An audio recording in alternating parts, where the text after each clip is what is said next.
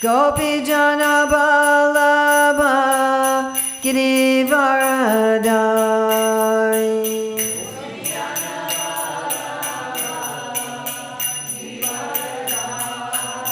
Yasodanandana Braja Jana Ranjana. Yasodanandana Braja Jana Ranjana.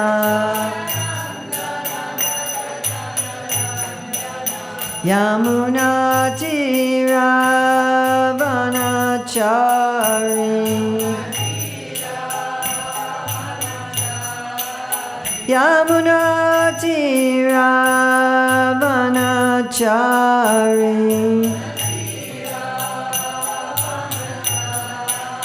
Jaya Radha Madhava Kunja Bihari.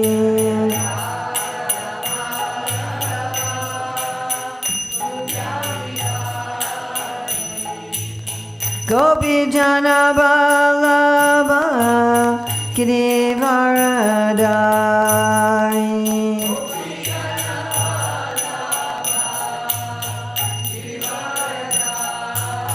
Yasodanandana Braja Jana Ranjana.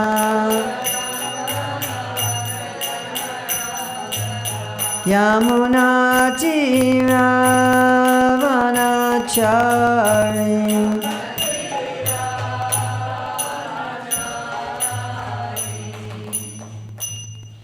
Jai Om Vishnupad Paramahamsa Parvartikacharya Asatar Satashi Shrimad Sesi Bhaktivedanta Swami Maharaj Prabhupada Ki Jai. ISKCON Founder Acharya Srila Prabhupada Ki Jai. Anantakoti Vaishnava Vrinda Ki Jai. Namacharya Srila Haridas Thakur Ki Jai. Prem Shri Kaho Shri Krishna Chaitanya Prabhu Nityananda Shri Dvaita Gadadhar Shri Vasadi Gaur Bhakta Vrinda Ki Jai. Shri Shri Radha Krishna Go Gopinath Shai Mukunda Radha Kunda Giri Govardhana Ki Jai. Vrindavan Dhamma Ki Jai. Mathura Dhamma Ki Jai. Mayapur Navadvip Dhamma Ki Jai. Jagannath Puri Dhamma Ki Jai. Gangamaya Jamuna Devi Ki Jai. Bhakti Devi Ki Jai. Tulsi Maharani Ki Jai. Samaveta Bhakta Vrinda Ki Jai. Gaur Premanande. All glories to the assembled devotees. All glories to the assembled devotees. All glories to the assembled devotees. All glories to Sri Guru and Gauranga. All glories to Srila Prabhupada. Namo Om Vishnu Padaya. Krishna Prastaya Bhutale Srimate Bhaktivedanta Swami Niti Namane. Namaste Sarasvati Deve Gauravani Pacharane Nirvisesa Sunyavadi Paskatya Deshatarane. Vandeham Shri Guru Shri Yuta Padakamalam Shri Gurun Vaishnavascha Shri Rupam Sagrajatam Sagana Raghunatam Vitam Stam Sajivam Sadvaitam Sadvaritam Parijana Sahita Krishna Chaitanya Devam Shri Radha Krishna Padam Sagana Lalita Shri Vishakam Vitam Shcha Vanchakam Pachubhishcha Kripa Sindhu Yevacha Patitanam Pavanevyo Vaishnavevyo Namo. Jai Jai Shri Chaitanya Jaya Nityananda. Jaya Dvaita Chandra Jaya Gaura Bhakta Vrinda. Jai Jai Shri Chaitanya Jaya Nityananda. Jaya Dvaita Chandra Jaya Gaura Bhakta Vrinda. Jai Jai Shri Chaitanya Jaya Nityananda. Jaya Dvaita Chandra Jaya Gaura Bhakta Vrinda. So it's October 13th, 2024 in Radhadesh, Belgium, and we're reading from Chaitanya Charitamrita Adi Leela, Chapter 2, Lord Chaitanya, the Supreme Personality of Godhead, text 113 to 114. And 114 is on the board.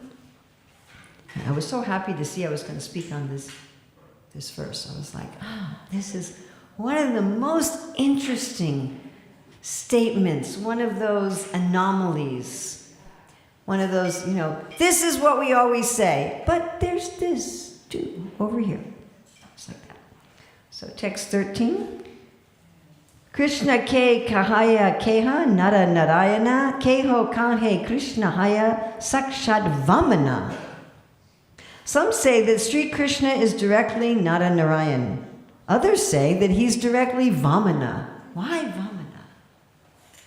He could pick any incarnation. He just names Nara Narayan and Vamana.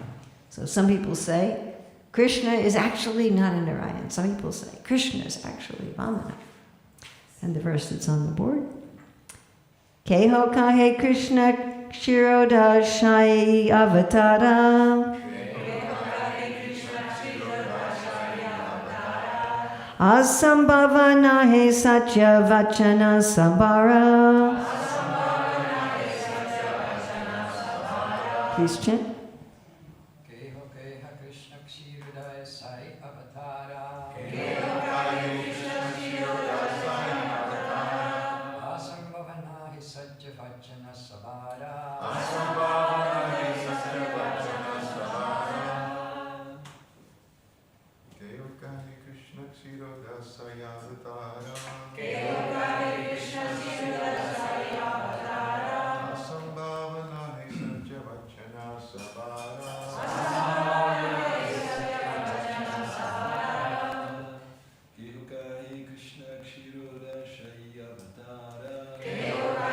Krishna Kshiroda Shai Avatara.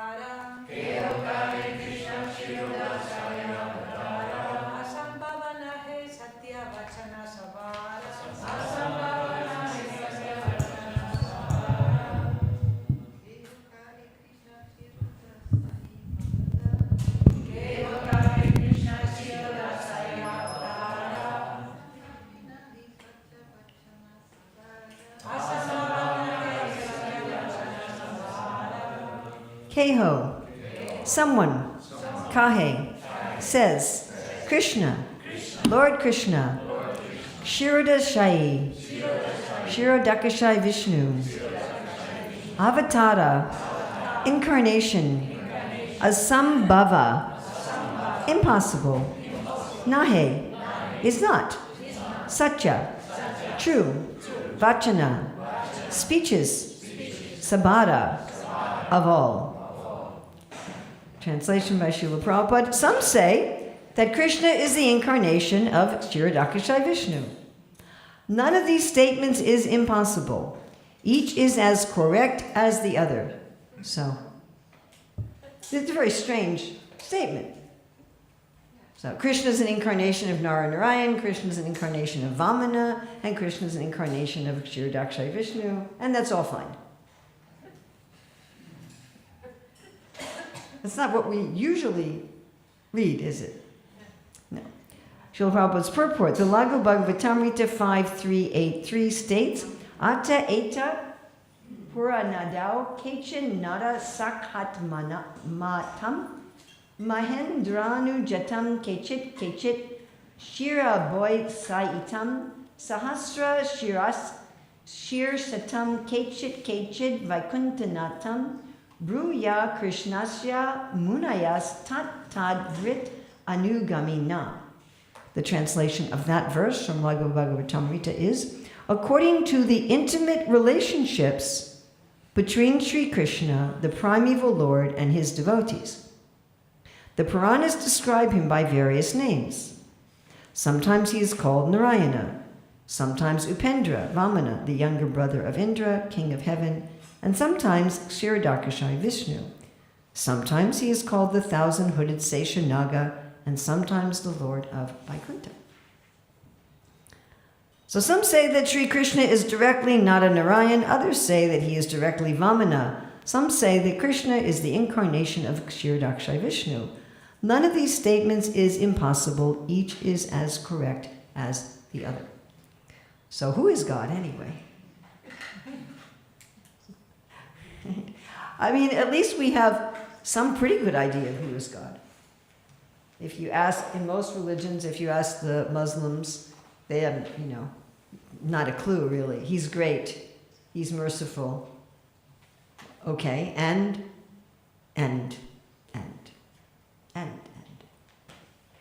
As I was saying before, that when we had this grand tour of the Grand Mosque in Bahrain, which is not really a Grand Mosque compared to the Grand Mosque in Abu Dhabi, and this lady was indoctrinating us with Islam, as that was our payment for the tour, to receive indoctrination.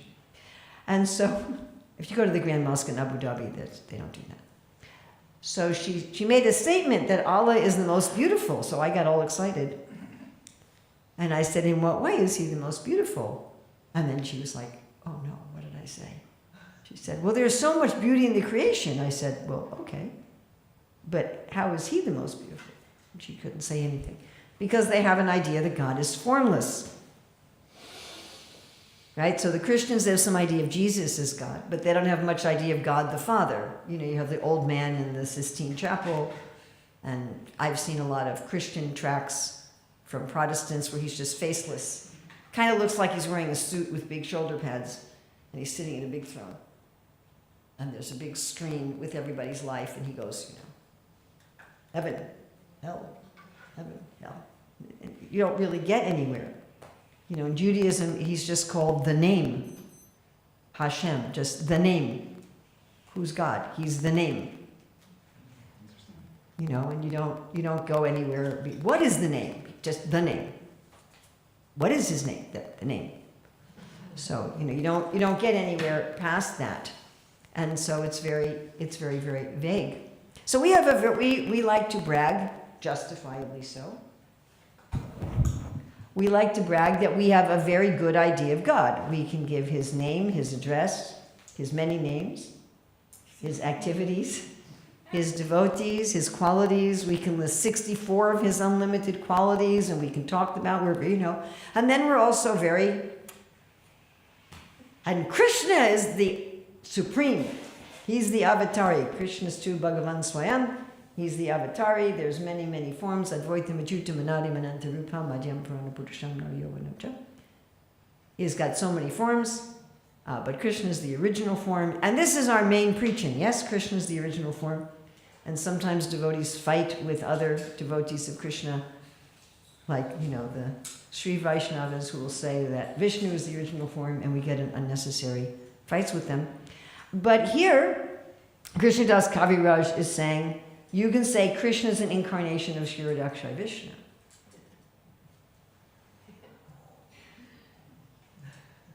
You can say Krishna is an incarnation of Vamandev. I was singing about this morning when we were singing the Nrsimha prayers at the end of Mangalarti, and I often like to meditate when we're saying Jai Jagadish Hari, Nada Hari Rupa Jai Jagadish Hari, as seeing Nrsimhadev as the Lord of the universe. Like we could present, the Lord of the universe is Nrsimhadev with his, and Keshavadrita Nada Hari Rupa. Keshava means very nice hair, so Nrsimhadev has kind of wild hair.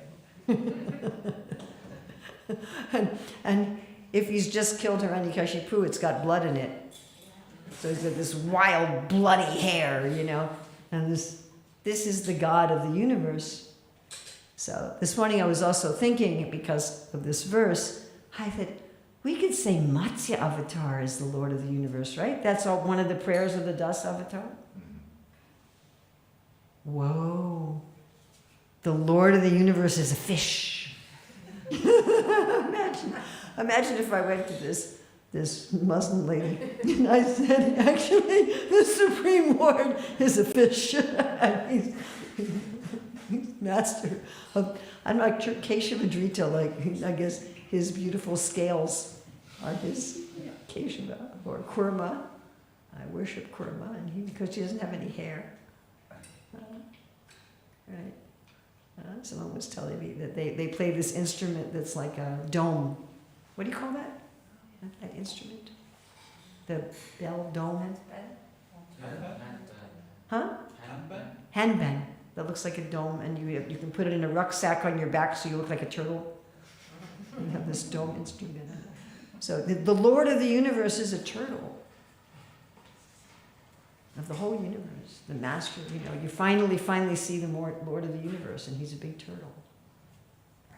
So who is Krishna? Who is God? So there's got to be only one God. That's the first thing we're going to look at. There's got to be only one God. And if there is only one God, why are all these radically different descriptions?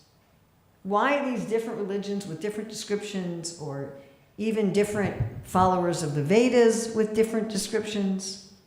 Even Vaishnavas with different descriptions. Well, why is it like that? And what do we mean that Krishna is the source? And then we're going to look at some answers to this question, 2 different answers to this question. So, does there have to be only one God? Yeah. Why? What's the logic? Because it is the supreme. That's a tautology. And there is harmony. Yes, harmony. Like if you have, 1/10 of a brain, you look at the world, you must figure out that there's a God. There's got to be. I always give the example, like, let's take something really simple. So I'm not going to do it again. Like the lid of this cup. This is extremely simple.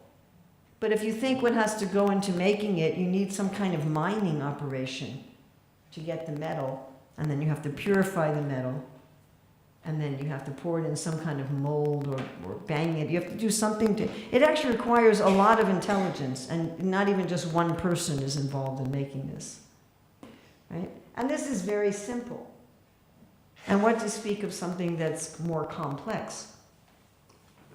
One living cell is so complex that no scientist completely understands it.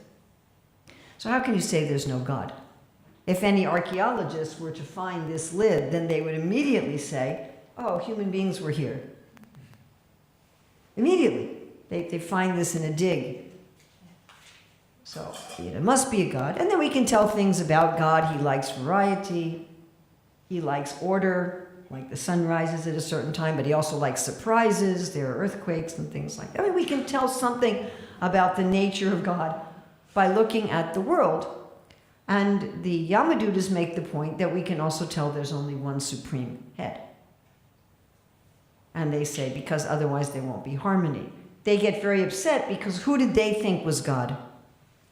Yamaraj. Because everywhere they went, the order of Yamaraj was just followed.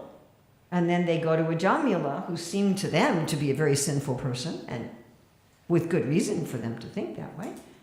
And they weren't able to take him. Somebody was more powerful than they were. So they went back to Yamaraj. They said, you're not God. Somebody superseded your orders. And you can't be a competitor. It's not that there can be another God and there can be you. There's got to be somebody at the top. We had one of our U.S. presidents, I think it was George W. Bush, said, I am the ultimate decider. Anyway. But that concept, right? And the Yamadutas, I mean, you might think because they're hideously ugly and they get their jollies from torturing people, that they're not very elevated, but actually they're great knowers of Dharma. Just by the way, if you're always finding fault with others and always talking about how fallen other people are and how they should be punished, that might be your next life. Just a little aside. So they're very righteous people. They're very into Dharma. And they said you can't have more than one supreme controller because then there'll be different opinions and no opinion will prevail. Somebody will say, well, this person should be punished. And the other God will say, well, I don't think they should be punished. Because that was exactly what they just ran into. We think Ajamil should be punished, and the Vishnu Dutas were like, well, we don't think he should be punished. And if you had 2 equal gods, they said either nobody would ever get punished or rewarded because they couldn't come to an agreement, or people would have to get punished and rewarded, and it would just be a complete mess.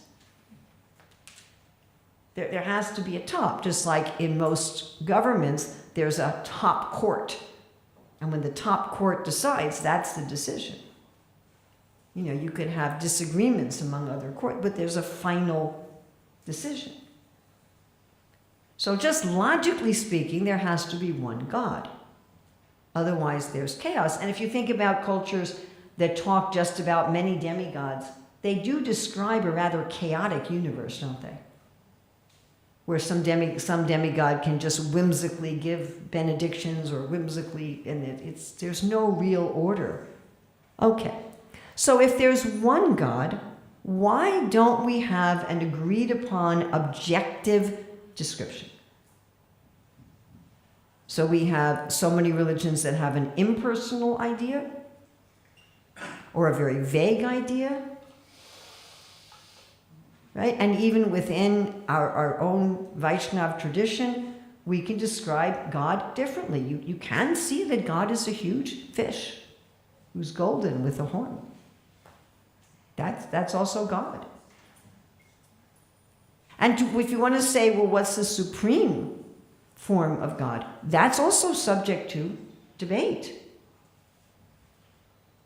I mean, I always give this example that Sanatana Goswami talks about in the Brihad Bhagavatamrita, where Gopakumar goes to Vaikuntha. And he sees Lord Vishnu. And he says, Gopal! Right, so we're used to saying the word Gopal. We don't really think about it so much. And I think in a country like Belgium, where it's not a very status-conscious country, we probably don't think like this very much. But if you say to someone, oh, you're just a cowherd, you're just a shepherd, it's saying that they're kind of lower. You follow? Like in America, if we want to talk about some country person who's not well educated, we call them a hick or a redneck. Well, redneck literally means they're out in the sun all the time and their neck has gotten red. You see people who work outside a lot, right? They get like kind of a leathery red neck. We call them rednecks. Hillbilly, we call them. These are all derogatory terms. If we say to someone, you're a hillbilly, you're a redneck, you're a hick, it means, you live out in the country and you're not well educated and you're really simple. You're kind of a low-class person. So the residents of Vaikuntha, they were objecting. They said, you can't go to God, the supreme Lord of Lords, King of Kings, the majestic ruler of Vaikuntha, and say, you're a cowherd. They said, this is insulting. And then they said, it's true that the Lord does incarnate as a cowherd. He does this in order to kill demons. So he takes different forms to kill demons. But, it's not they really talk about him like that. It's really disrespectful. And then they had, much to my great happiness, a debate in Vaikuntha. In case none of you have figured it out, I used to be on the debating team. So that was my sport when I was a teenager. So I was really excited. Oh, there's debates in Vaikuntha. Woohoo! There's a place for me in the spiritual world. And they're debating, is it all right to call Lord Vishnu Gopal? And the Gopal calling team won the debate, also much to my happiness. And they said, it's okay to call the Lord by the names of any of his incarnations. But the thing that really struck me, besides the fact that there's happy, friendly debates in Vaikuntha, was that the residents of Vaikuntha, from their perspective, Lord Vishnu is supreme, and Krishna is an incarnation of Vishnu. That is how they perceive reality. And the reason they perceive reality like that is because they want to. Like, our reasons for saying that Krishna is the ultimate, well, we have scriptural statements, but my dear friends, you can find scriptural statements to support an opposing view.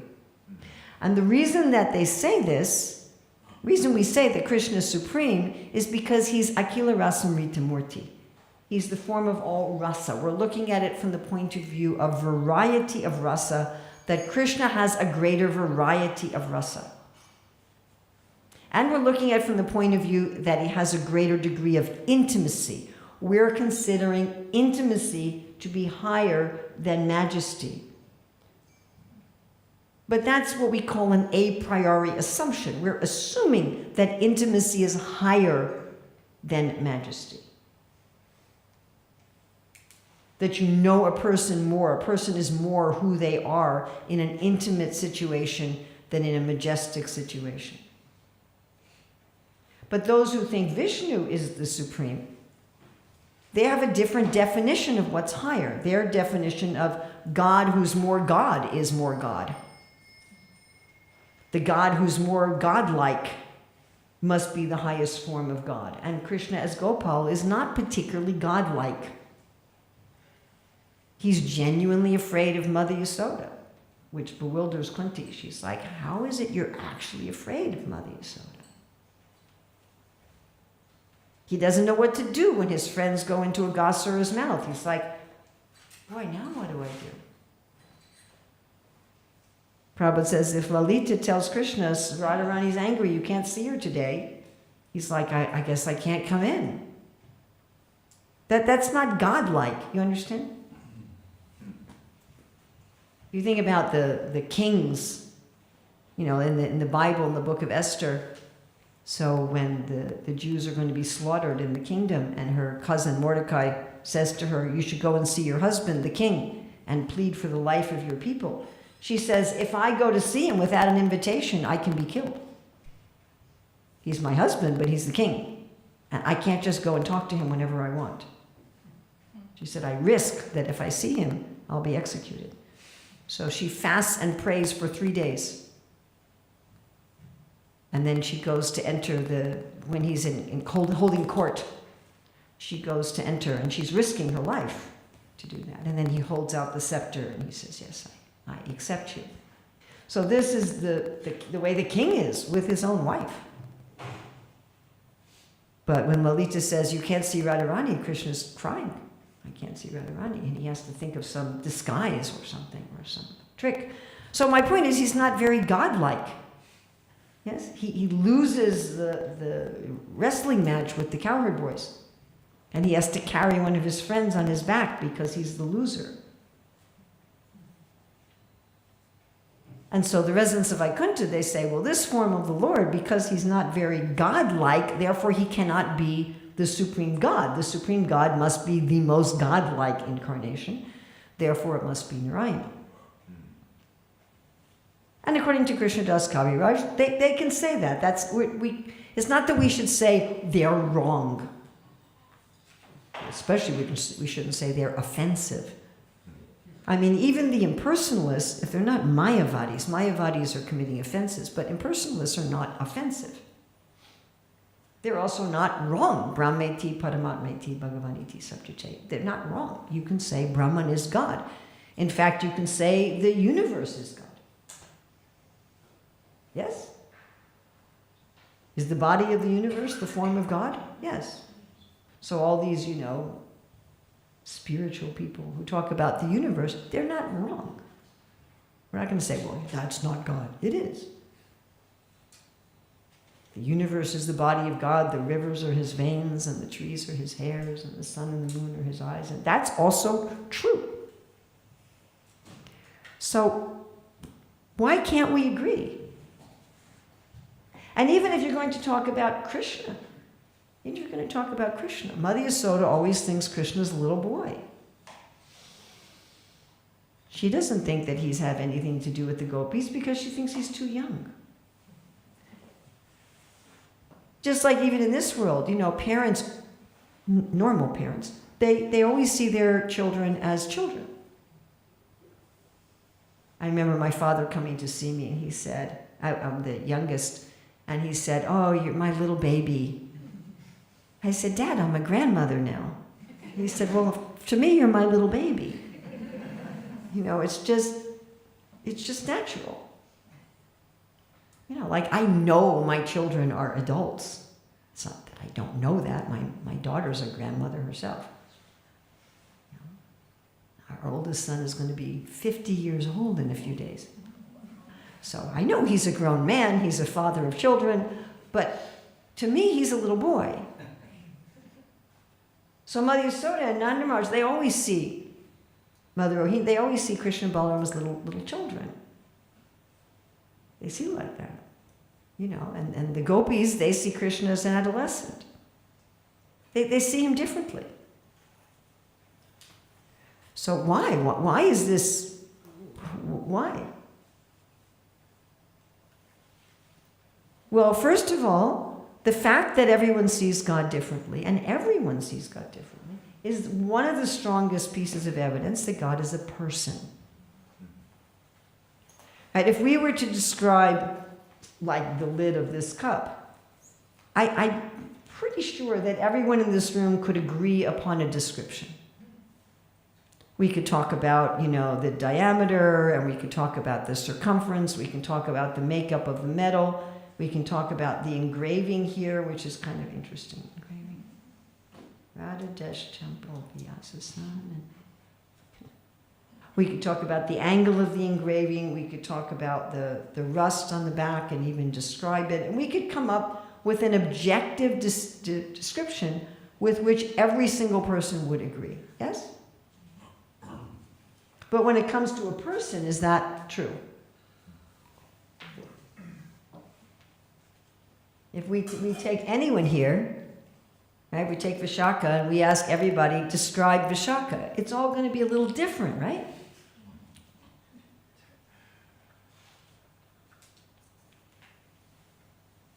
Yes?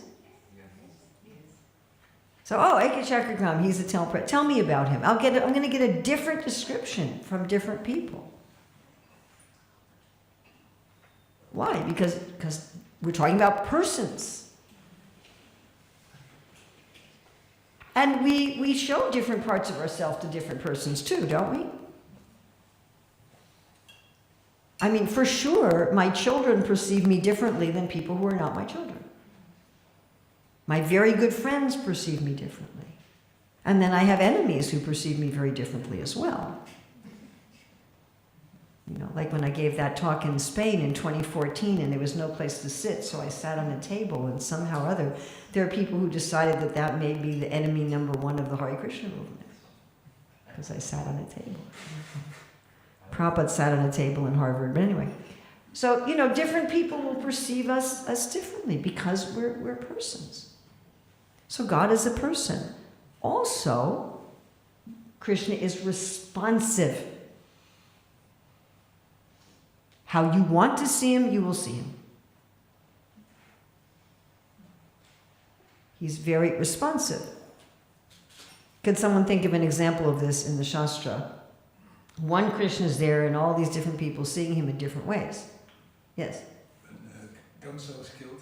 When Kamsa was killed, yes. When Krishna and Balaram enter the wrestling arena.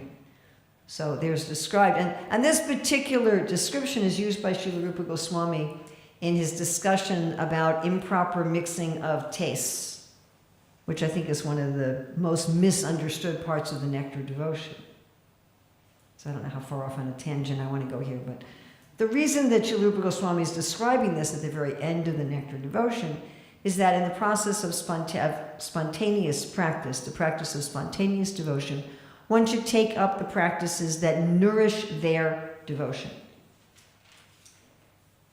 So that's part of that practice.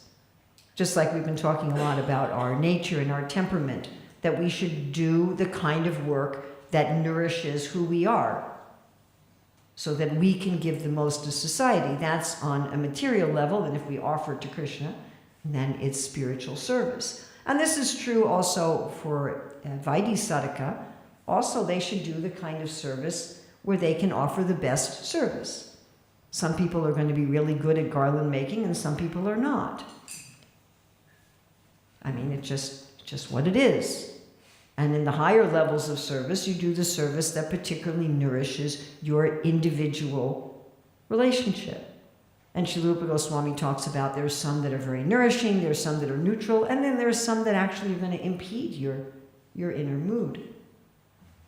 And then he talks about this in terms of improper mixing. I don't know if you've ever been to a feast where prasadam is just put kind of anywhere on your plate. You ever been to a feast like that? There's so many preps and they don't know where to put them.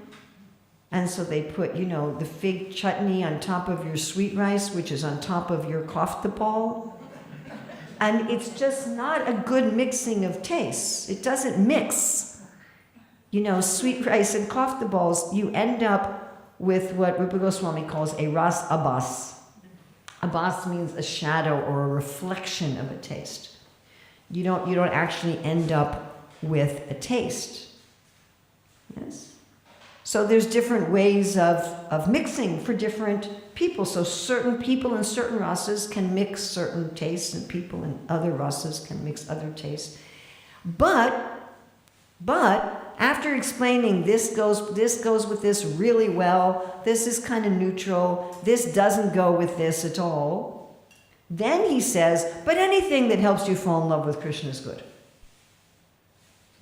And he says, if Krishna is the object, you can have all different tastes happening all at once, even though normally they don't mix with each other. And he gives the example of this verse where Krishna is in the wrestling arena, and there's all these people with what would normally be contradictory tastes. But they're all there at once, and it's fine. There's no abhasa is created. Everybody is actually enjoying their own relationship. And Krishna is they're actually seeing Krishna differently. If they walked out and you took a poll, people take polls. Who are you going to vote for in the election? If you took a poll, so what did Krishna look like to you? Well, what did Krishna look like to you? Well, what did Krishna look like to you? They would all describe something somewhat different. And Krishna has unlimited forms. We say he has as many incarnations as the waves of the ocean. So we can certainly say, and we do generally say, that Krishna is the source. Krishna is true Bhagavan Swayam. Krishna is the source, and all the other incarnations are emanating from him. But I think when we say that, we get this strange space-time picture in our mind. We get this cause-effect space-time concept from that here's Krishna, and then poof, there's Balaram, and then there's Vasudeva, and then there's Sankarshan that pops out of him, and pops out of him, and pops out of him, and all these expansions, and Krishna's there. I'm the source of all of these incarnations that are just coming out of me, but they all exist simultaneously, eternally, just like we exist. We're also, we're all also incarnations of Krishna. We're Vibhinamsa incarnations. We're finite Vibhinamsa incarnations. And all of us exist eternally, and all these incarnations of Krishna exist eternally. So what exactly do we mean that Krishna is the source? Again, we're looking at this in terms of Akila Rasamrita Murti, that he is experiencing all of the possible tastes that can be experienced. And he's experiencing them all simultaneously and yet distinctly. Kind of like if you could eat every kind of pizza and every kind of ice cream and every kind of apple and every kind of everything all at once, and you could distinguish the different tastes and flavors of them while you were eating all of them simultaneously. So that this is what Krishna is experiencing with any kind of rasa. If you want to talk about rasa in terms of taste, smells, sound, touch, sight, if you want to talk about rasa in terms of relationships. So therefore we say that because the other incarnations are not necessarily doing that. They don't necessarily experience all of those rasas. They're experiencing some of them. Of course, one of the ways in which Krishna is experiencing all rasas is through his incarnations. Because there's a particular rasa of being a fish. And there's a particular rasa of being a tortoise. And there's a particular rasa of being everything. Prabhupada often quotes how Krishna has incarnations in every species of life. Exactly what that means, I don't know. Does that mean he's every kind of dog? I don't know. But he has some incarnation among every species of life. There are some places I would have looked it up, but I've been a little busy here. So just a little over the top busy. But there is a place where Prabhupada talks about how Krishna in his incarnations in the different species, actually preaches to those living entities in that species. And I know at least some category of Buddhists have stories like this, that Buddha incarnates in different species. And in those species, he's actually preaching to the living entities in those species. We had some books like that in our Gurukul library. Just yesterday I was hearing Prabhupada say how Buddha tricks the atheists because he tells them there's no God, but then he says, worship me, and he's God. Yes? Remember yesterday, way far away yesterday, when we were looking at the last verse of the Chatur Sloki, that was about how one should look for God in all time and all place, and it was relevant to all living entities, and Prabhupada said, even the worms. Then you're like, the worms? Even the worms can engage in bhakti. So Krishna must have an insect incarnation where he preaches to the worms. Seriously. That's amazing. So he has unlimited forms. And in each of these forms he tastes. We say Krishna is the supreme because Krishna is tasting all the rasas as Krishna. But in these different forms he's tasting some particular combination of rasa. But not all of the rasas. So that's why we say that. That's our, again, we're defining the Supreme as the form that is the form of all taste and is experiencing all taste. That's how we're defining Supreme. If you were to define the Supreme as the most ferocious, then you would say, okay, the Supreme is Nrsimhadev. Is this clear? Yes? So we could say Krishna is the source, but because all these incarnations always exist in him, if he's Akila Rasamrita Murti, he must be tasting the rasa of being a huge fish. As Krishna, he must be tasting that, because it's also who he is. So therefore you can say Krishna is Matsya, because he also is. Or you can say Krishna is Kshirodakshay Vishnu, because he also is. You can say Krishna is Kurma, because he also is. So if you feel that Narayan is supreme, you're going to look at Krishna and say, oh, my Lord Narayana has taken this form of Krishna. If you think Nrsimhadev is supreme, you're going to say, my Lord Nrsimhadev has taken, is now displaying his Krishna form. If you see Krishna as supreme, you're going to see Nrsimhadev and say, whoa, what is my Lord Krishna doing in that form? Everybody follows this? Yes. So, like Hanuman. Hanuman knows that Dwarkadish Krishna is his Lord, but he wants to see Ram. He's told, oh, Dwarkadish is calling you, and he says, well, I got to stay here with Ram. He sees Ram as supreme. He doesn't see Krishna as supreme. He sees Krishna as a manifestation of Ram. When he sees Krishna, he says, oh, my Lord Ram is in this form, enjoying these pastimes. But I want to be with my Lord Ram when he's showing his form as Ram. So although we say that Krishna is the source of all incarnations, we can also say that Krishna is an incarnation of any form of the Lord, because they're all identical. They're all the same person. They're not different persons. They're all the same person. Something, something, something, something, something like. I'm the same person if I'm playing with my little grandchildren as I am sitting here giving a lecture. But believe me, I act differently when I'm playing with my little grandchildren. Right? Or if you're talking to a little baby, and I'll go, oh, nice. I'm not going to talk like that here. Of course, I just did. But, it's a different manifestation. And it can almost look like you're a different person. You follow? I mean, when we were at the 50th anniversary of Kishore Kishori in Chicago last year, which was the day that I officially joined the Hare Krishna movement on that day. That was when I moved in the ashram and became a card-carrying ISKCON member. Well, I still don't have my card. I don't know if we give out membership cards. I'm not sure what they'd be worth either. But anyway, so that was the day that I joined the Hare Krishna movement. And at one point I was talking about my relationship with the deities. We had a session where we were supposed to talk about our relationship with the deities, and I got kind of emotional, and Anuttama Prabhu said to me, I've never seen you get emotional like that. And he's known me for many, many, many years. He said, I've never seen that side of you. I've never seen that aspect of you. So it may look like we're a different person. It may look like, well, I was a different person there, I'm a different person. But I'm the same person showing different aspects of my personality.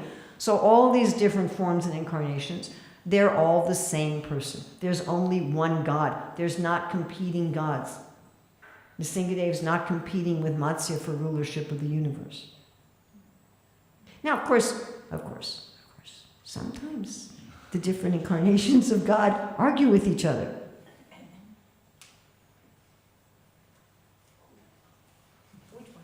Yeah, can you think of an example? Advaita Acharya and Lord Nityananda. They actually had a food fight. Balaram and Krishna. Fight with Duryodhana. Balaram and Krishna had a very different opinion about the fight between Duryodhana and Bhima. So Krishna was encouraging the fight, and he was even slapping his thighs to encourage Balaram to hit Duryodhana on his thigh, which would fulfill Bhima's promise that I'm going to break your thigh that you were patting for Draupadi to sit on, even though in club fighting it's illegal to hit the thigh. And Balaram was not happy at all. He came to the place where they were fighting, and he says, stop this. He said, just stop.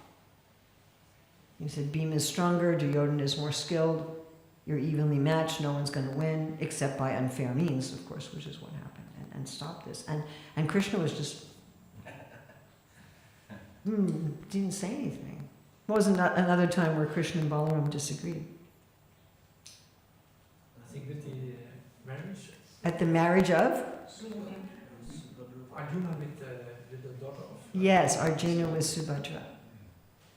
So Balaram had arranged for Subhadra to marry his friend Duryodhana. And Subhadra fell in love with Arjuna. And Arjuna fell in love with Subhadra. Arjuna was kind of a funny sannyasi in that way. He was dressed up as a sannyasi. You imagine, you bring the sannyasi to dinner at your house, and you have a marriageable daughter, and the sannyasi is just staring at your daughter the whole time. That was actually what was happening. And since Arjuna couldn't take his eyes off Subhadra. And when Arjuna kidnapped Subhadra, Balaram's furious. He's absolutely furious when he finds out that it was Arjuna. And he was going to kill him. He was going to kill him. He's like, we're going to kill Arjuna for kidnapping our sister. And Krishna's like, it's okay. She wanted to marry him. Didn't you see? She took the reins of the chariot. She was driving herself. She wanted to go. And then he's like, okay. So sometimes the incarnations of Krishna do disagree with each other. Of course, that's playful. That's very playful. When you think about why does Krishna want to have an incarnation who's his brother? Wouldn't it be nice to have, like, your best friend is really yourself, but kind of in a different mood? I mean, like, I don't know about you, but I sometimes talk to myself, right? As if I were two people. Okay, everyone, do you think we should do that? Well, I don't know. You think we should do that? Well, what about this, Like I'm debating with myself. So he actually has Krishna Bala, and they're actually talking, what do you think about this? Well, no, what do you think about this? So that's their great pleasure. But anyway, you can say that. So we really shouldn't be, we shouldn't have this sectarian view that our way of seeing God is the only way to see God. I mean, if someone says something that's actually not Shastric, if they want to say the demigods are God or the Jiva is fully, we are incarnations, but we're Vibhinamsa, we're partial, we're minute. We don't have the power of the full Godhead. And we explain that philosophically, that for God to be complete, for God to be Purna, he has to have both infinite and finite energies. So we're his finite energies. But as long as someone is not contradicting Shastra, yes, there are many ways to see God. We don't have to argue. I mean, you could try to present, like Sri Chaitanya Mahaprabhu, he presented to the Ram Bhaktas, who were his devotees, that Krishna is a higher form of God. And some of them agreed, and some of them didn't. Some of them said, wow, I used to chant Ram, Ram, Ram, and since meeting you, I'm chanting Krishna, Krishna, Krishna. And Murari Gupta said, my dear Lord, I have to commit suicide. Because you're telling me to worship Krishna. But I can't. I want to worship Ram. And I'm stuck. Because I can't live without worshiping Ram, and I can't live without following your order. And so I'm stuck. I can't do both. I can't live anymore.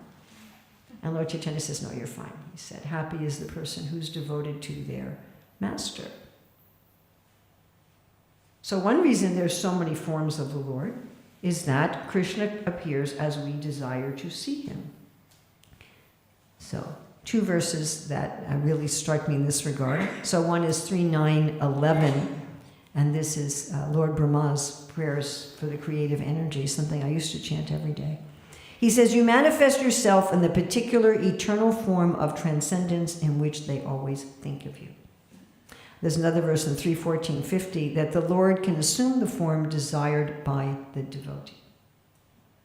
And there's a nice description of this, which I refer to a lot, that Srila Sanatana Goswami gives, where when Lord Brahma steals the boys and the calves, and then he comes back and finds that they're all manifested as Vishnu.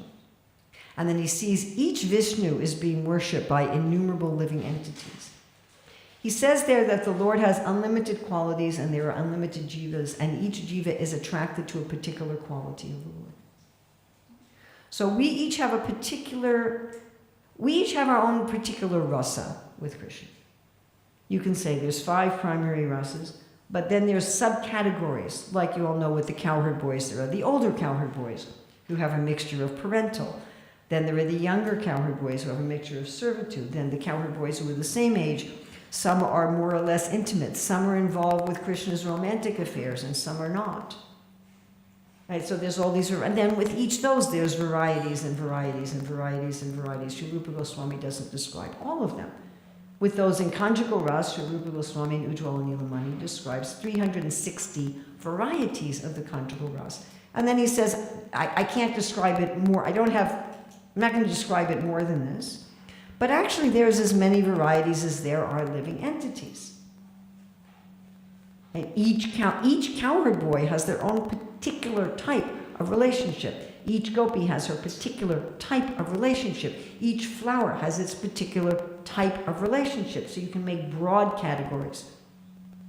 Well, if each living entity has a particular relationship, then Krishna, as reciprocating, because Krishna is responsive, ye tamam prapadyante tam sataiva bhajamyaham, Krishna is responsive, so he manifests a form that particularly gives that particular taste that particular jiva wants to enjoy.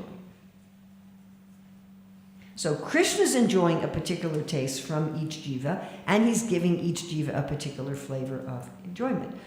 So our acharyas explained that when Krishna marries 16,100 queens all at the same time, please don't try that at home, right? Each queen saw Krishna a little differently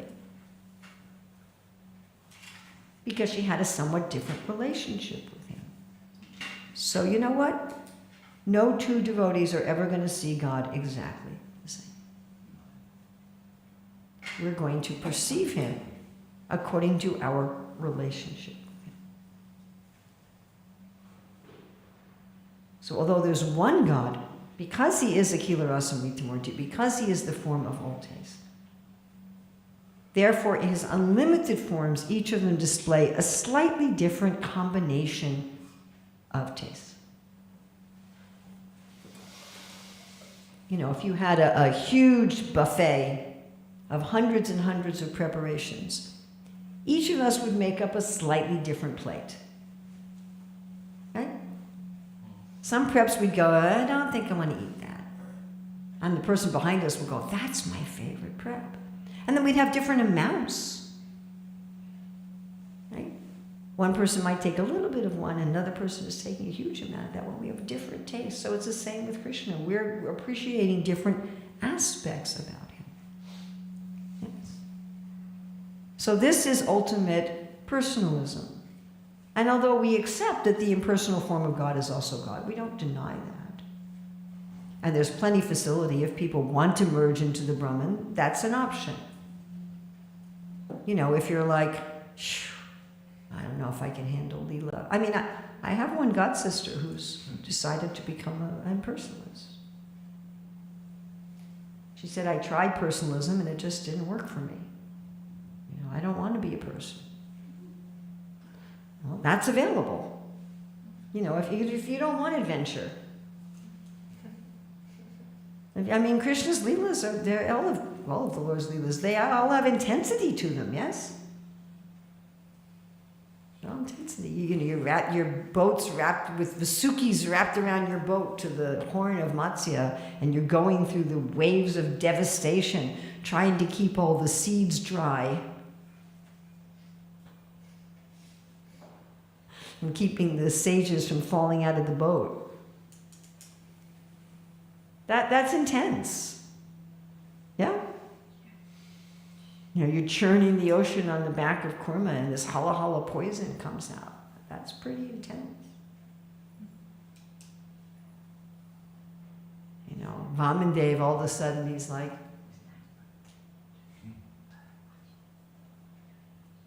the whole universe.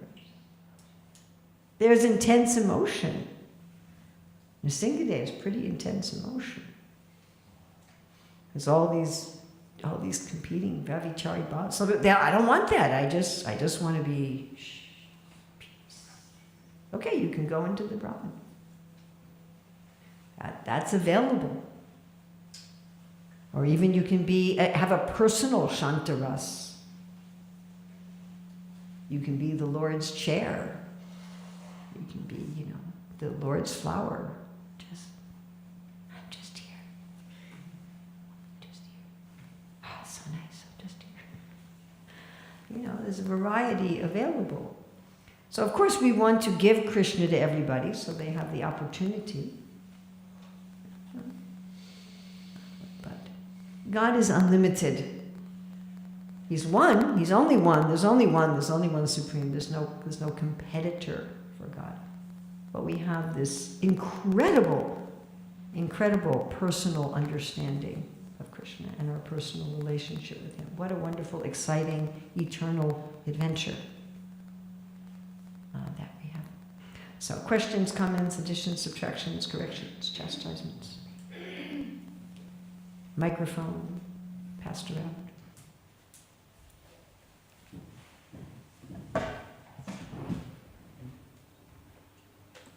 So like I said, I was happy when I got this verse. I got the exception verse.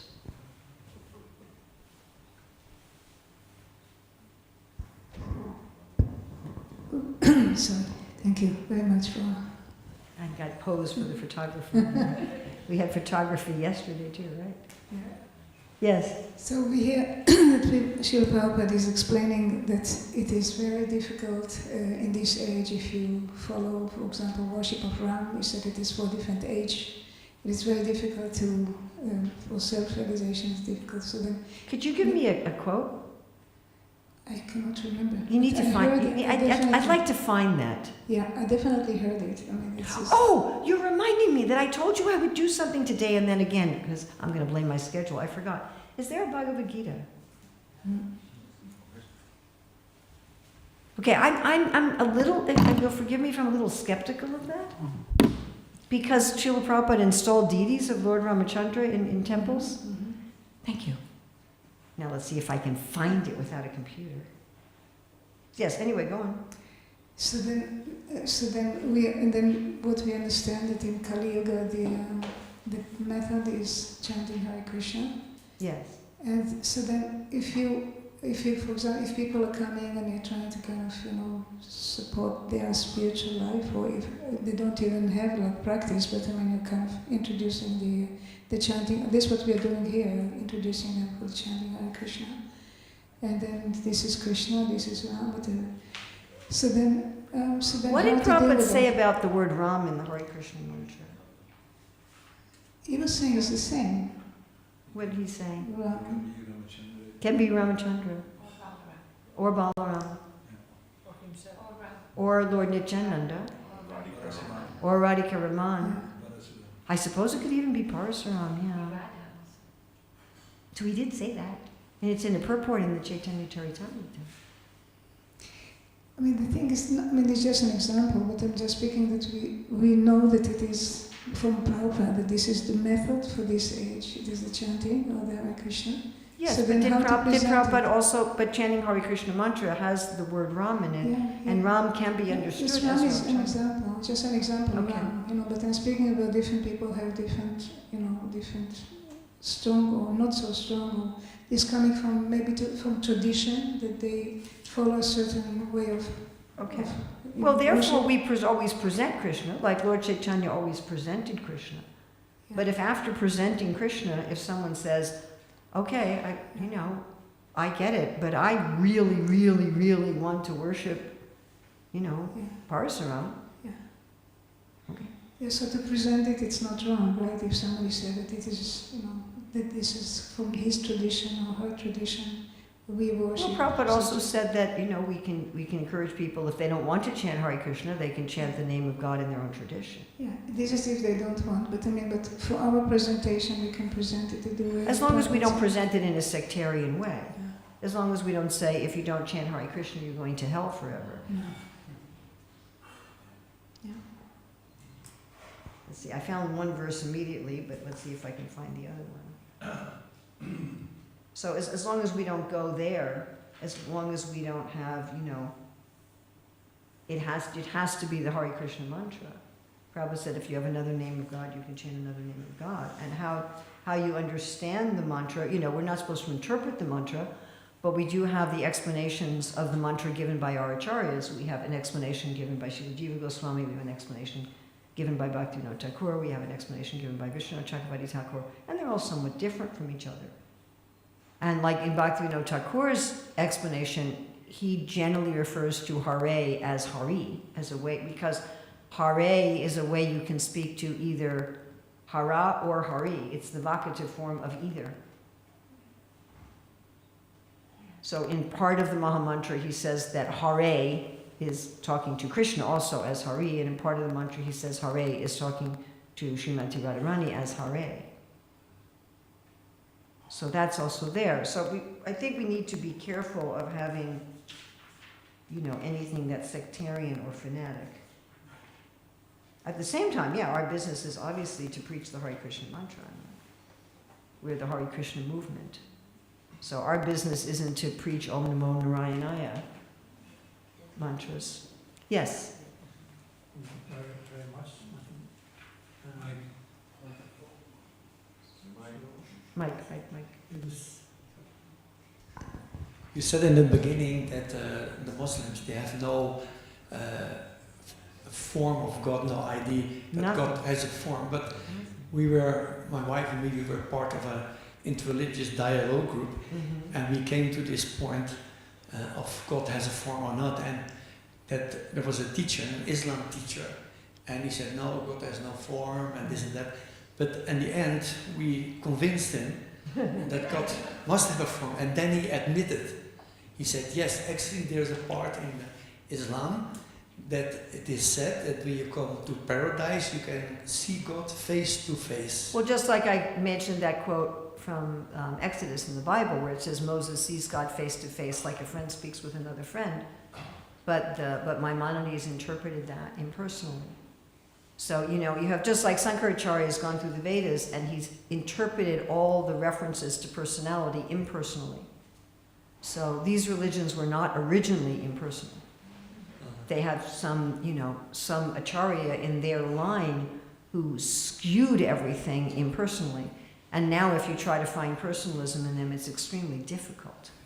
You can find more personalism like in Eastern Orthodox Christianity, and then a little bit less in Roman Catholic Christianity, and then a little bit less in most of the Protestant traditions.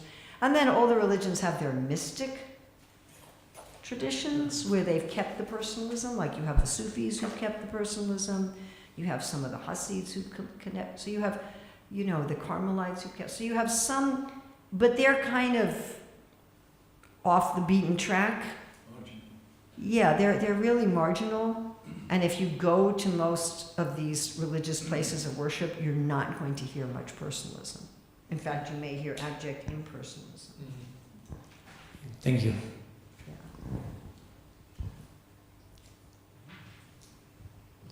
If anyone has a Veda base handy and you want to look up for me, 8th chapter of Bhagavad Gita, look up Nisinga.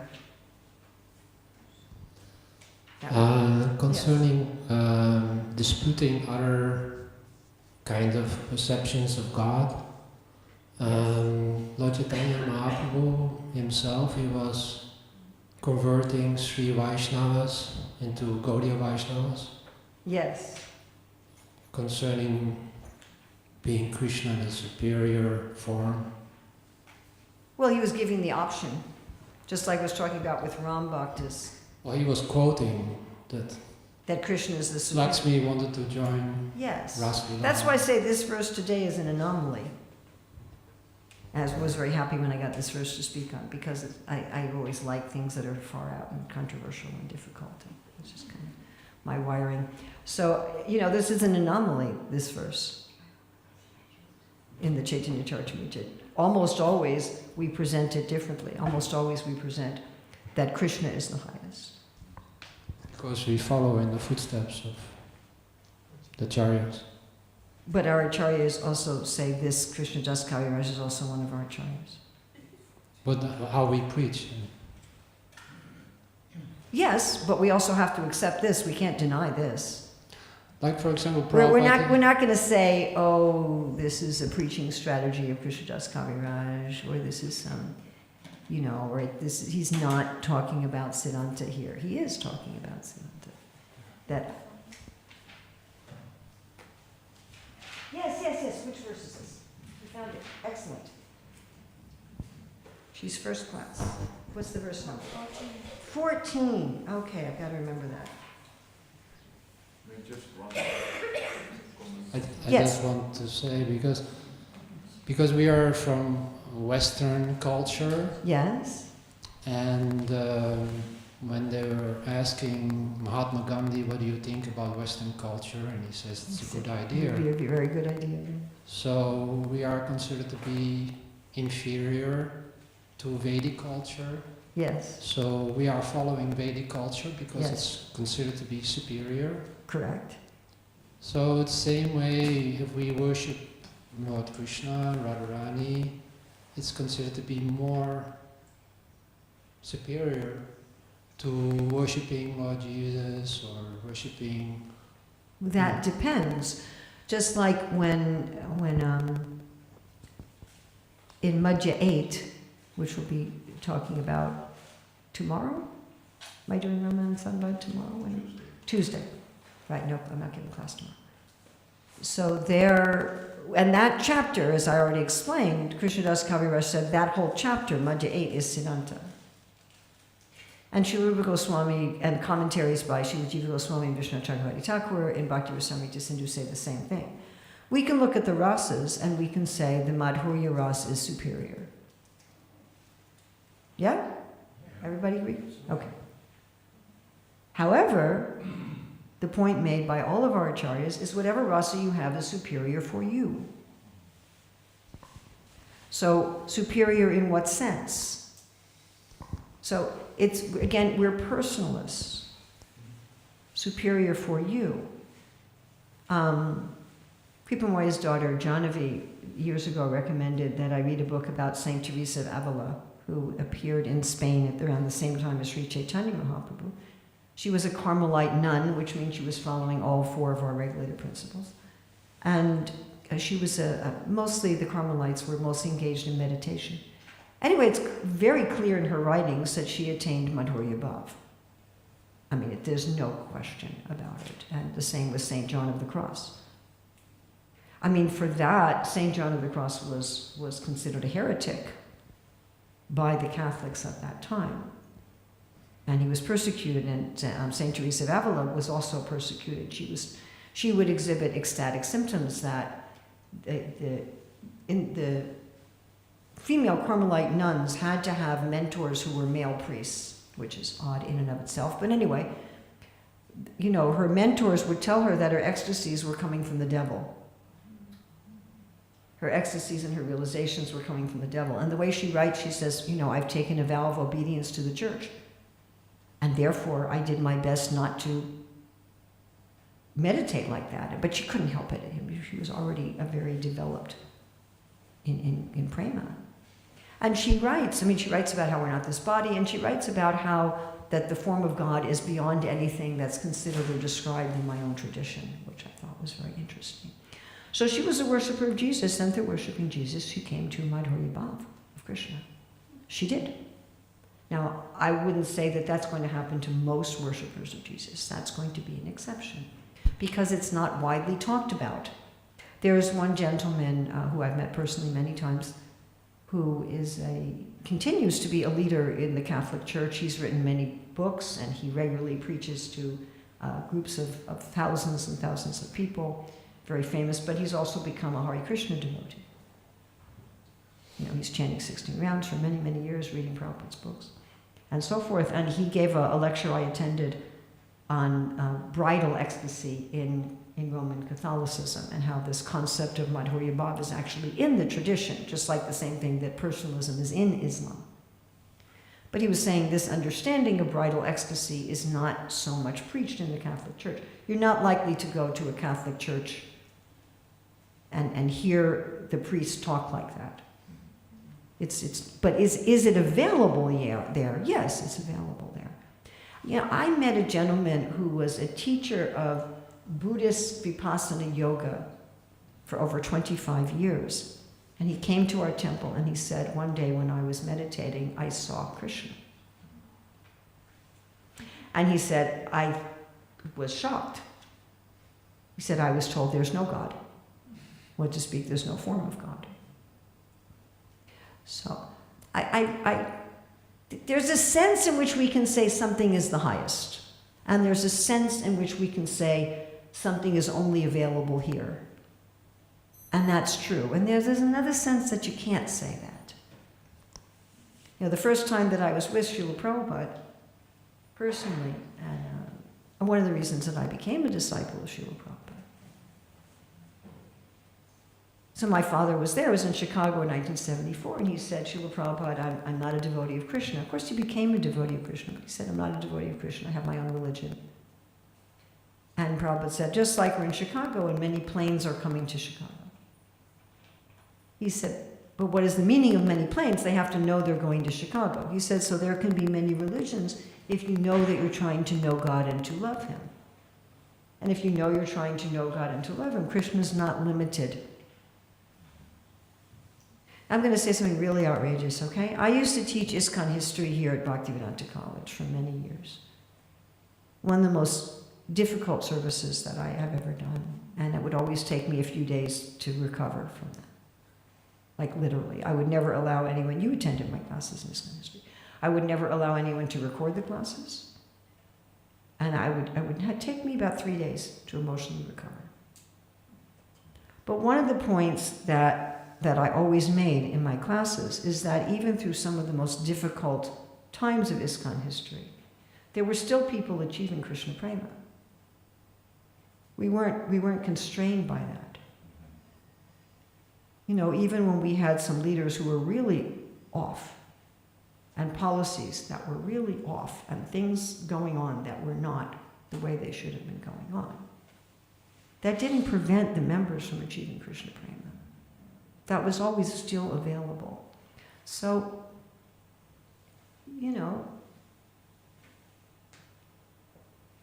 I'm convinced that we have the highest philosophy and the highest practice, otherwise I wouldn't be here. I'm personally convinced of that, and I'm personally convinced that that's an objective truth. I'm also very well aware that my views of what's objective truth are skewed by my own subjectivity as a person. And maybe there is some other process that's a higher objective truth. I don't particularly care at this point. I really don't care. I really want to be with Krishna, and if Vishnu is higher, it doesn't really matter to me anymore. I have no interest. Or if somebody could convince me that Lord Shiva is higher, I'd say, well, Jai, Haribol, go have fun with Lord Shiva if you know. But I'm personally fine. I would like to just read this because it's something that I think is we talk about this in hermeneutics. So it's in Bhagavad Gita 8:14.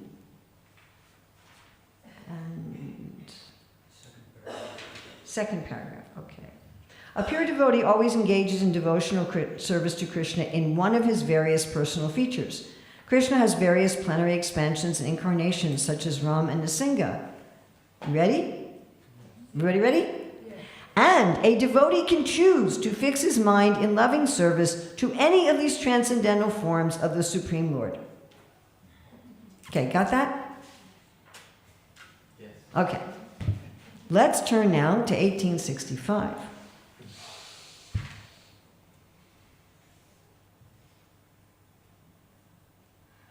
Okay. These words stress that one should concentrate his mind upon Krishna, the very form with two hands, carrying a flute, the bluish boy with a beautiful face and peacock feathers in his hair. One should fix his mind on the original form of Godhead Krishna. One should not even divert his attention to other forms of the Lord. The Lord has multi-forms as Vishnu, Narayan, Ram, Varaha, etc., but a devotee should concentrate his mind, now this is another strange thing, on the form that was present before Arjuna.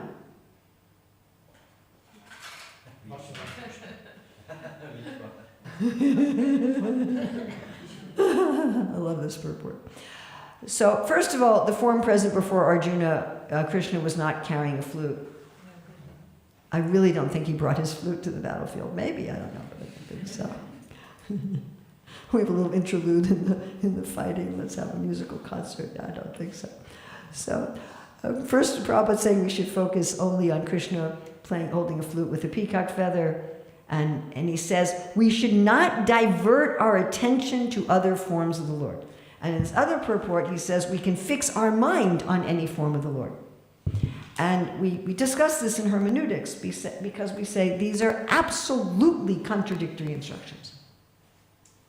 It is impossible to fix your mind on something to which you cannot divert your attention.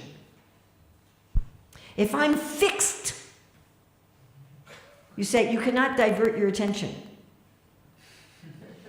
I can't divert my attention, but yet I can fix. That's opposite.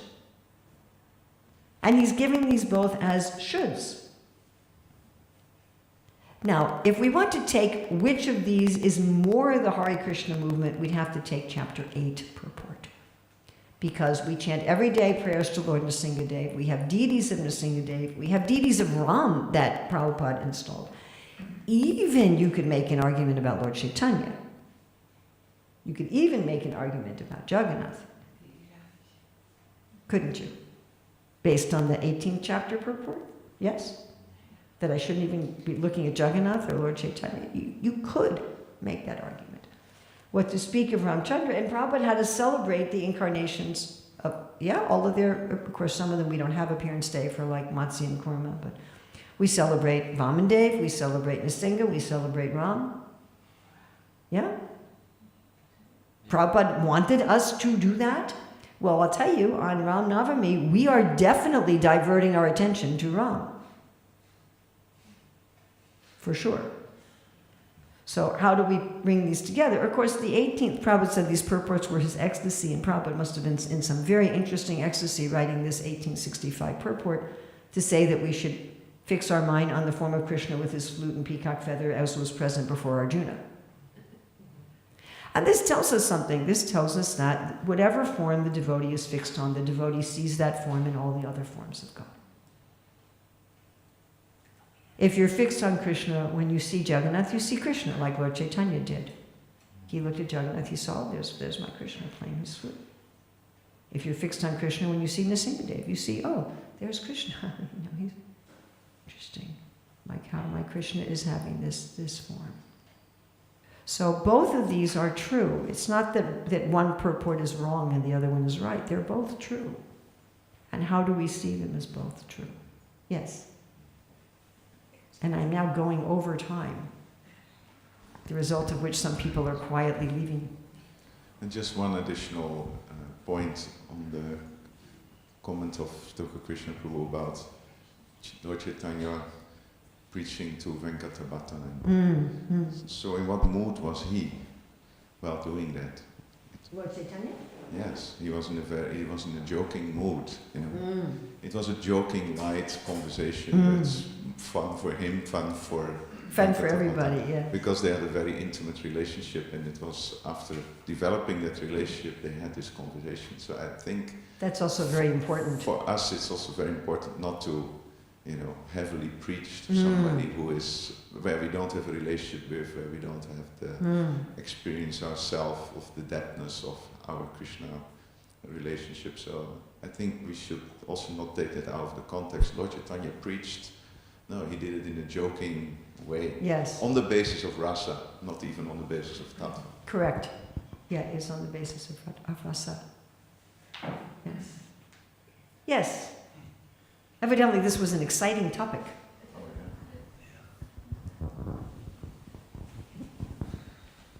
I hope I haven't offended anybody. You still have a question? I hope I didn't offend you, Jadavani. At the end of the introduction of the Bhagavad Gita, Yes. Krishna says, Srila Prabhupada says, only one religion, one verse, one mantra, and one book. One book. And one book. One book. So, oh no. That is also quite... What should I do? I have a Chaitanya Charitamrita here. Should I get rid of it? I don't think so. Okay. It's based on the Bhagavad Gita. It's based. But he says that as a final thing at the end of the introduction.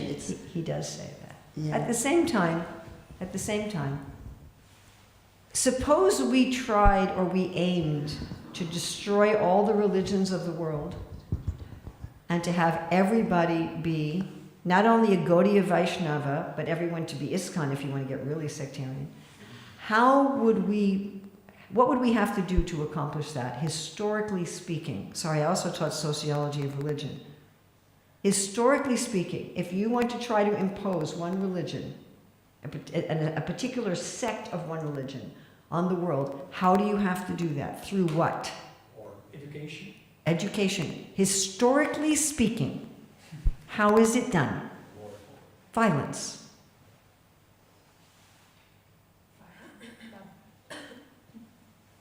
Am I correct? Historically speaking, if you want everyone in a particular geographic location to have one religion or one branch of that religion, how do you have to do it? Killing. You have to kill people and torture them.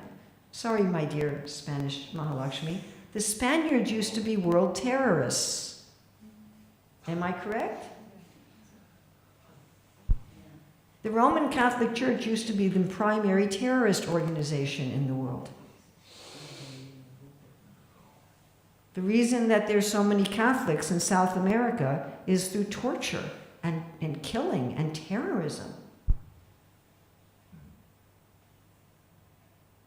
When I was in Guyana, they said that they were, in Suriname, they said there were people, actually it was in Suriname, where they had the oldest Jewish synagogue in South America. Why were there Jews going to South America? They were running away from the Inquisition,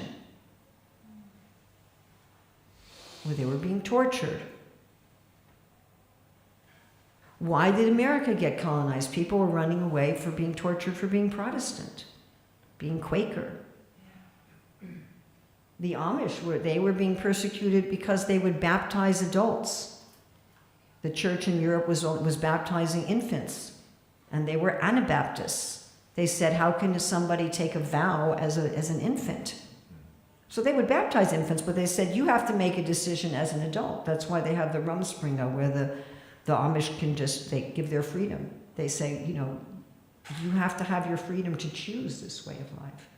For that, they were being persecuted. They were being tortured.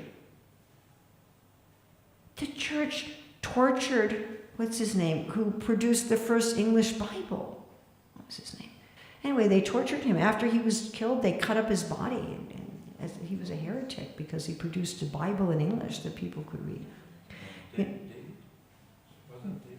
No, I can't He remember his also was name. strangled, I think. Yeah, so if our vision for the world, if our vision of we're going to take Mahaprabhu's movement all over the world and we're going to conquer the world, if what we mean by that is everyone's going to become a Gaudiya Vaishnava, or everyone's going to be an ISKCON member. We're not even going to have the branch of Gaudiya Vaishnavism in Manipur, which comes from Narottama Das Thakur.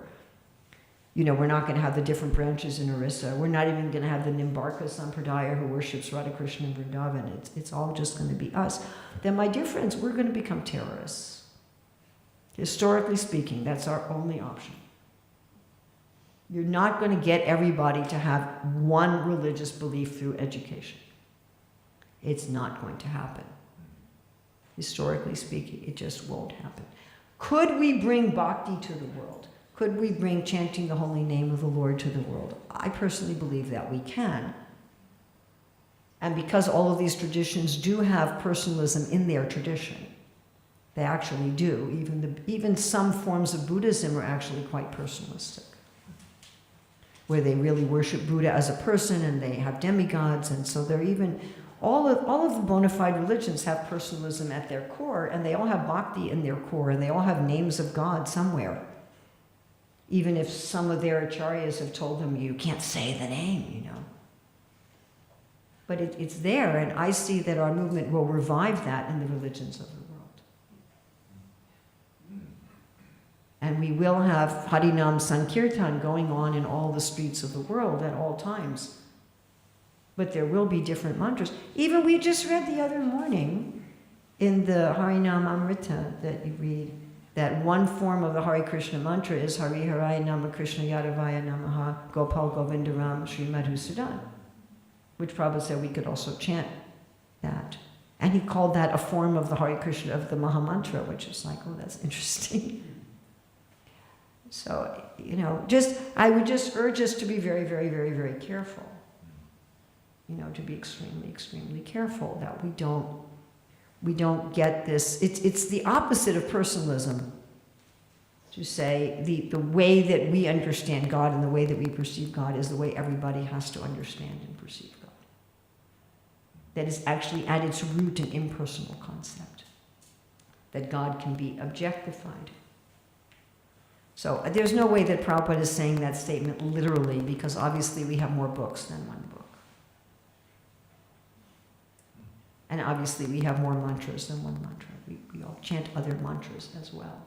Prabhupada gave, those of us who are second initiated, Prabhupada gave us other mantras to chant. We chant mantras, our pranam mantras to Srila Prabhupada. We chant the Panchatattva mantra.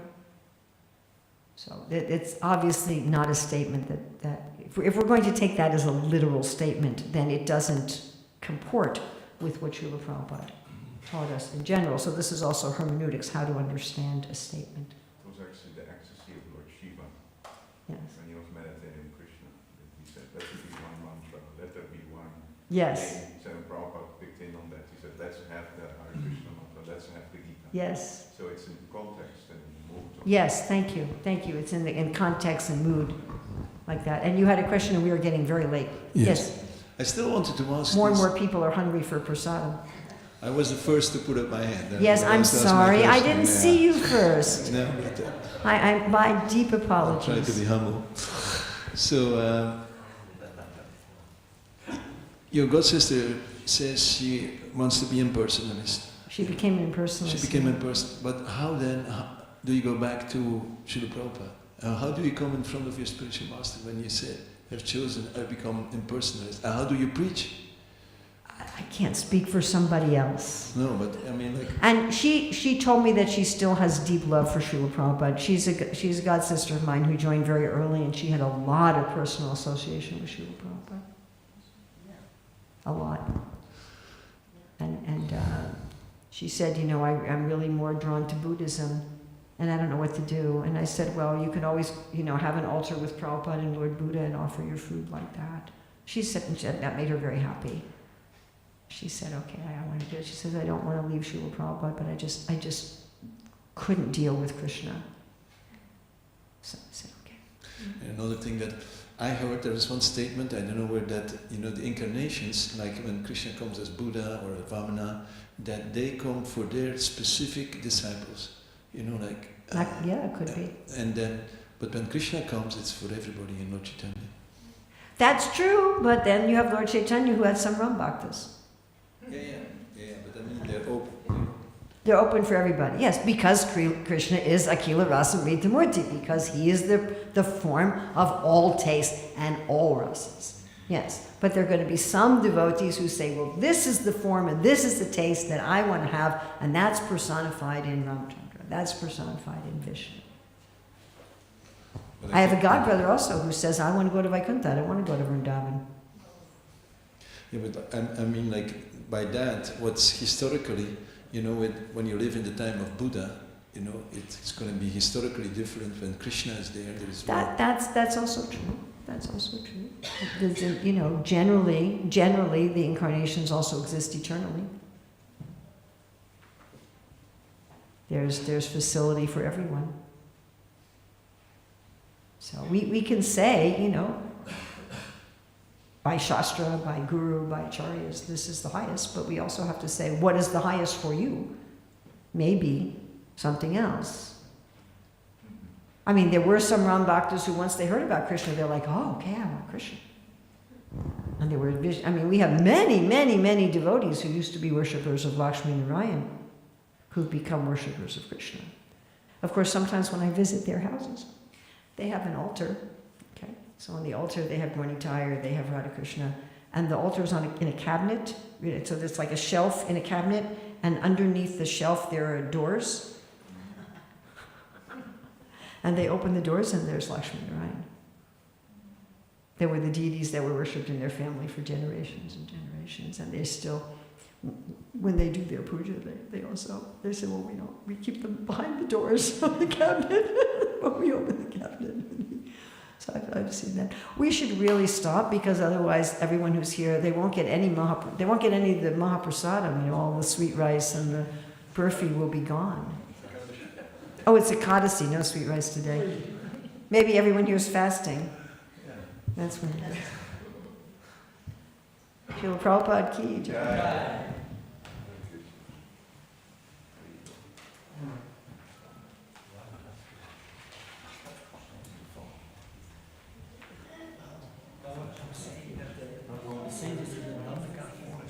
They saw